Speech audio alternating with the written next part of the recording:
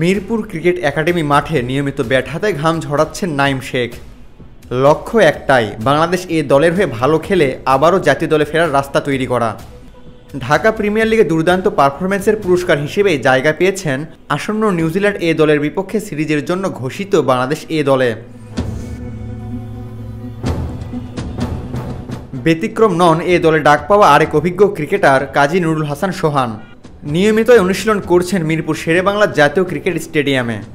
বোঝাই যাচ্ছে সুযোগটা কাজে লাগাতে কতটা মরিয়া এই উইকেট কিপার ব্যাটার। নাঈম শেখের মতো সোহানও জাতীয় দলে সবশেষ খেলেছেন 2023 সালে, প্রতিপক্ষ ছিল নিউজিল্যান্ডই।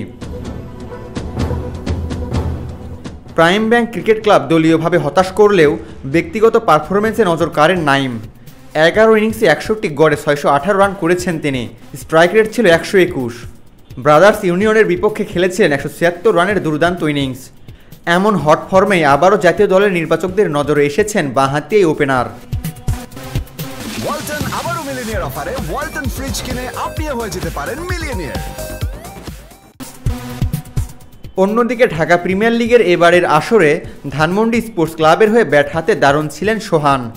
522 রান করেছেন 58 গড়ে, যা প্রমাণ করে মিডল অর্ডারে তার নির্ভরযোগ্যতা।